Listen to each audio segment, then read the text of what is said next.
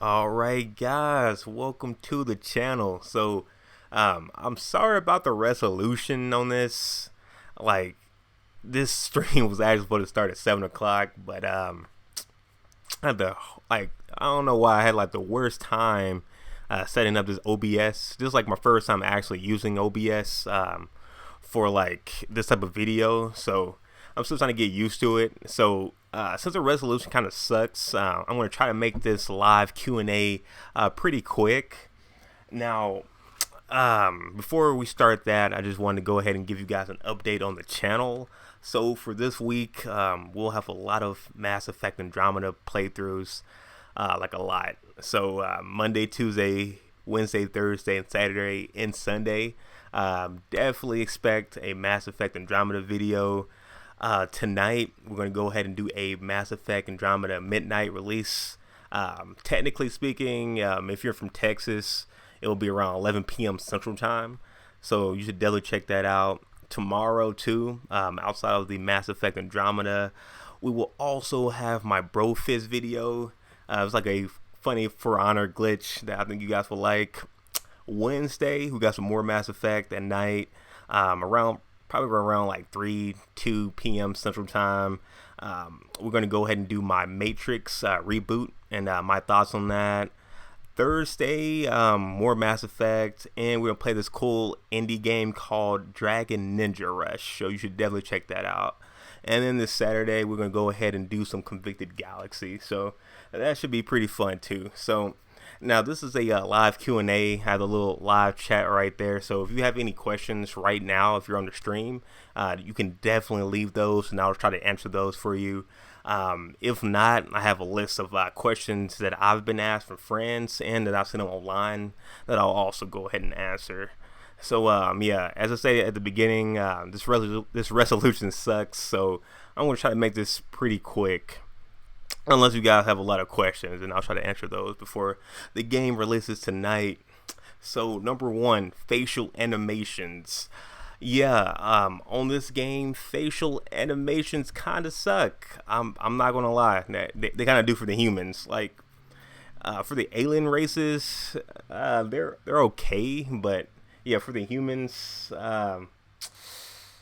yeah, they're not the best looking. Um, yeah, they're not the best looking at all.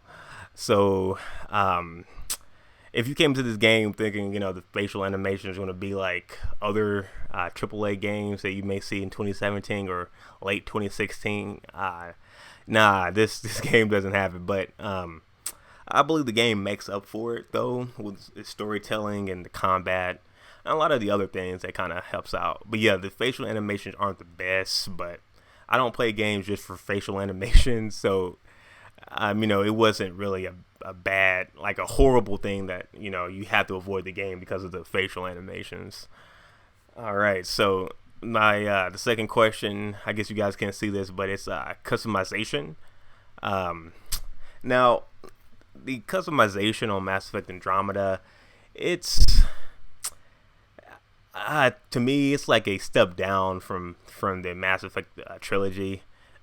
You can't create Shepard at all. Like you can try, but like the way it's set up is like you pretty much pick a preset, and your character will more than likely look like that preset. I think there's like 8 or 9 presets, and yeah, there's not really much you can really customize on there. So again, it's kind of like the facial animations. Like, even though your main character and the other characters that you have on the game, like even though you watch looking at them, it's kind of important. Mainly the story is, at least for me. So yeah, if you're a person who likes graphics or creating your very own character, this part may suck because yeah, you really can't create like any type of character like you could like on the Mass Effect trilogy. Like, if you look at my videos, I played Mass Effect 1 to 3 with a character that kind of looked like myself a little bit, but on this character creator, I couldn't create him. I heard a lot of people saying that you really couldn't create white characters. I also would say the same thing about like light skinned black people. Mostly you can only create darker skinned people. Again, that's not really a bad thing. I mean, well, well, dang, I'm not for sure to take. Well, dang, let me backtrack. That kind of is like I feel like they should have had more customization for maybe different skin tones. For me, it wasn't too big of a deal since I just made a darker character. But yeah, if you're expecting to make a lighter tone character, maybe white or black, yeah, it's going to be very hard, or they're not going to look exactly right. So yeah, that's just an FYI on that. Now, the third question I had was dialogue. How was the dialogue in the game? And the dialogue is it's okay. It to me personally, it doesn't feel like Mass Effect 1, 2, or 3. Um, but outside of that, I do feel like you're just not picking Renegade or Paragon. I feel like you're picking. Um, it feels more, in a sense, in a way, it feels more real, but in another way, it doesn't. It's hard to explain. I guess you just have to play yourself, but with the dialogue choices, they're like, instead of Renegade and Paragon, there's like intelligence and like charisma and different things like that. Again, the dialogue doesn't feel as good as Mass Effect 1, 2, and 3, but for this type of game, it's okay. It's not something that like you'll hate, but it's something that you'll definitely notice if you played Mass Effect 1, 2, or 3. So my fourth question was about the jump jets. How do I like them? I guess I personally love the jump jets. They're pretty fun. They give you a lot more freedom in battles. You can dash around pretty easily. You can also jump up and down high, and you can hover. So you have a good sense of control of your character, which I really like. That also goes to the other question about the movement. With the jump jets, they really help out with movement a lot. The moving in the game is also completely different in Mass Effect 1, 2, or 3. I heard someone say, before the game actually came out or before the early access, I heard people talking about how it was like Mass Effect 3, but like more vertical. I have to disagree on that. Even though it does have more freedom that like Mass Effect 3 did compared to Mass Effect 2 and 1. For this game, it feels like completely different with movement. Like, it took me a minute to get used to it because I played Mass Effect 1, 2, and 3 like just right after each other, right into Mass Effect Andromeda, like for 2 weeks. So it just feels different. One of the big things on the movement too that makes it feel different is the cover system. On the other Mass Effects, you actually have, well, I'm not sure on all of them. I think it was like on 2 of them at least. I know Mass Effect 3 for sure, but for cover, you had to push A if you're like on the Xbox, I believe, and that's how you set the cover. On this game, it's automatic. Now, surprisingly, on that automatic covering system, for me personally, I didn't really have problems with it.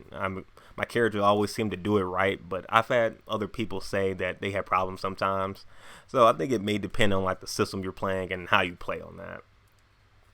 Now, the fifth or sixth question I saw on my list was about the loading screens. Now, people who are playing PC, a lot of them I've heard that they didn't really have that many like loading screens like that, which is great. If you're playing on console, I know for a fact on Xbox One, you will have some loading screens. You will have loading parts, and you will have like little animations and different other things that kind of hide the loading screen. So yeah, there are some loading screens. They're not unbearable like the other Mass Effect games, but yeah, they're still there.